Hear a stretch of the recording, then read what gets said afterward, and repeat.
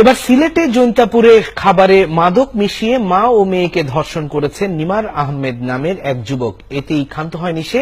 ধর্ষণের সময় তোলা ছবি ছড়িয়ে দিয়েছে সামাজিক যোগাযোগের মাধ্যমে। আর সেই ছবি দেখে বৃহস্পতিবার রাতে নিমারকে জৈন্তাপুরের দুর্গম এলাকা থেকে গ্রেফতার করেছে পুলিশ। বিস্তারিত জানাচ্ছেন ইকবাল মাহমুদ।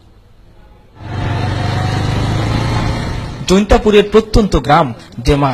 এই গ্রামের কালাই মিয়ার ছেলে বখাটে নিমার প্রতিবেশী এক দরিদ্র রিকশা চালকের কন্যার সাথে বিয়ের প্রলোভন দেখিয়ে প্রেমের সম্পর্ক গড়ে তোলে। সেই সম্পর্কের সূত্র ধরে প্রথমে ওই মেয়ে এবং পরে তার মাকে নেশা জাতীয় পানীয় খাইয়ে ধর্ষণ করে নিমার।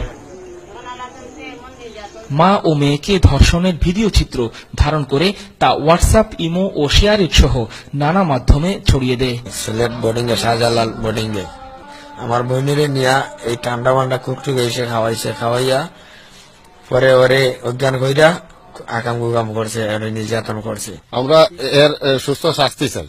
আইন যে প্রশাসনের সিদ্ধান্ত নেয় এটা শাস্তিমূলক বিচার চাই। স্থানীয় জনপ্রতিনিধি জানান, নিমার ওই মা মেয়েকে উত্ত্যক্ত করছিল দীর্ঘদিন ধরে। মেয়েটির বাবা এ নিয়ে বিচার প্রার্থী হয়েছেন একাধিকবার। আমি তারে বারবার চাপ দিছিলাম যে দেখ যদি এরকম কিছু থাকে তো তুই বিষয়টা না চলাইয়া না ইয়ে করিয়া আমরা মাধ্যমে এটা নিষ্পত্তি আমরা করিয়া দিব, কিন্তু সে কইছে না আমার কাছে এরকম কিছু নাই। নিমারের বাবা মাও তাদের ছেলের উপযুক্ত শাস্তি দাবি করেছেন। আমার তো করার ক্ষমতা নাই, আদালতে যেখানে হইব এখানে আমি ক্ষমতা করার আছে। যদি আপনার দেবা মারি লিতা হ্যাঁ তো আর ক্ষমতা নাই। সামাজিক যোগাযোগ মাধ্যমে ভিডিওটি ছড়িয়ে পড়লে নিমারকে ধরতে তৎপর হয় পুলিশ। বৃহস্পতিবার বিকেলে তাকে গ্রেপ্তার করার পর পুলিশি জিজ্ঞাসাবাদে সে অপরাধ স্বীকার করে। আমরা আইনের আওতায় তাকে নিয়েছি।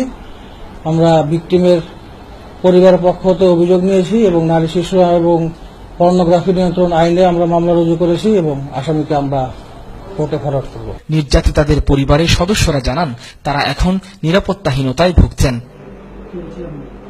ইকবাল মাহমুদ, ৭১, সিলেট।